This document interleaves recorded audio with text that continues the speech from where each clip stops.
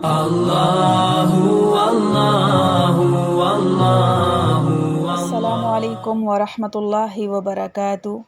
رب اشرح لی صدری ویسر لی امری واحلل عقدۃ من لسانی یفقہوا قولی۔ اعوذ باللہ من الشیطان الرجیم، بسم اللہ الرحمن الرحیم۔ ومن یبتغ غیر الاسلام دینا فلن یقبل منہ، اور جو کوئی چاہے سوا دین اسلام کے اور کوئی دین، سو اس سے ہرگز قبول نہ ہوگا۔ وَهُوَ فِي الْآخِرَةِ مِنَ الْخَاسِرِينَ، اور وہ آخرت میں خراب ہے۔ خلاصہ تفسیر: اور جو شخص اسلام کے سوا کسی دوسرے دین کو طلب کرے گا تو وہ دین اس شخص سے خدا تعالیٰ کے نزدیک مقبول و منظور نہ ہوگا، اور وہ شخص آخرت میں تباہ کاروں میں سے ہوگا، یعنی نجات نہ پاوے گا۔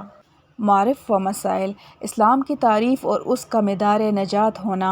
اسلام کے لفظی معنی اطاعت و فرمانبرداری کے ہیں، اور اصطلاح میں خاص اس دین کی اطاعت کا نام اسلام ہے جو اللہ تعالیٰ نے اپنے پیغمبروں کے ذریعہ انسانوں کی ہدایت کے لیے بھیجا ہے، کیونکہ اصول دین تمام انبیاء علیہم السلام کی شریعتوں میں ایک ہی ہیں۔ پھر لفظ اسلام کبھی تو اس عام مفہوم کے لیے استعمال کیا جاتا ہے اور کبھی صرف اس آخری شریعت کے لیے بولا جاتا ہے جو خاتم الانبیاء صلی اللہ علیہ وسلم پر نازل ہوئی۔ قرآن کریم میں یہ دونوں طرح کے اطلاقات موجود ہیں۔ انبیاء سابقین کا اپنے آپ کو مسلم کہنا اور اپنی امت کو امت مسلمہ کہنا بھی نصوص قرآن سے ثابت ہے، اور اس نام کا خاتم الانبیاء کی امت کے ساتھ مخصوص ہونا بھی مذکور ہے۔ هُوَ سَمَّاكُمُ الْمُسْلِمِينَ مِن قَبْلُ وَفِي هَٰذَا۔ خلاصہ یہ کہ ہر دین الہی جو کسی نبی و رسول کے ذریعہ دنیا میں آیا اس کو بھی اسلام کہا جاتا ہے، اور امت محمدیہ صلی اللہ علیہ وسلم کے لیے یہ خاص لقب کے طور پر بھی استعمال ہوتا ہے۔ اب سوال یہ ہے کہ قرآن کریم میں اس جگہ اسلام کے لفظ سے کون سا مفہوم مراد ہے؟ صحیح بات یہ ہے کہ دونوں میں سے جو بھی مراد لیا جائے نتیجہ کے اعتبار سے کوئی خاص فرق نہیں پڑتا، کیونکہ انبیاء سابقین کے دین کو جو اسلام کا نام دیا گیا ہے وہ ایک محدود طبقہ اور مخصوص زمانے کے لیے تھا۔ اس وقت کا اسلام وہی تھا۔ اس طبقہ اور امت کے علاوہ دوسروں کے لیے اس وقت بھی وہ اسلام معتبر نہ تھا، اور جب اس نبی کے بعد اور کوئی نبی بھیج دیا گیا تو اب وہ اسلام نہیں رہا۔ اس وقت کا اسلام وہ ہوگا جو جدید نبی پیش کرے، جس میں یہ تو ظاہر ہے کہ کوئی اصولی اختلاف نہیں ہوگا مگر فروعی احکام مختلف ہو سکتے ہیں۔ اور خاتم الانبیاء صلی اللہ علیہ وسلم کو جو اسلام دیا گیا وہ ناقابل نسخ دائمی تا قیامت رہے گا، اور حسب قاعدہ مذکورہ آپ صلی اللہ علیہ وسلم کی بعثت کے بعد پچھلے تمام ادیان منسوخ ہو گئے۔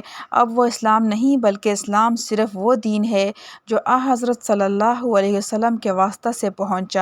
اسی لیے احادیث صحیحہ معتبرہ میں ہے کہ رسول اللہ صلی اللہ علیہ وسلم نے فرمایا کہ آج اگر حضرت موسیٰ علیہ السلام زندہ ہوتے تو اس وقت ان پر بھی میرا ہی اتباع لازم ہوتا، اور ایک حدیث میں ارشاد فرمایا کہ قرب قیامت میں حضرت عیسیٰ علیہ السلام نازل ہوں گے تو باوجود اپنے وصف نبوت اور عہدہ نبوت پر قائم رہنے کے اس وقت بھی وہ بھی آپ ہی کی شریعت کا اتباع کریں گے۔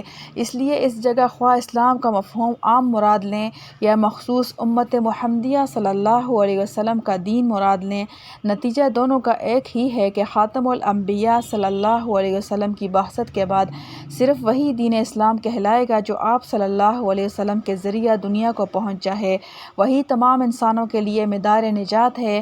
آیت مذکورہ میں اسی کے متعلق ارشاد فرمایا گیا کہ اسلام کے سوا کوئی دوسرا دین جو شخص اختیار کرے وہ اللہ کے نزدیک مقبول نہیں۔ اس مضمون کی مزید تفصیل اسی سورت کی آیت ان الدین عند اللہ الاسلام کے تحت صفحہ 32 جلد دوم میں گزر گئی۔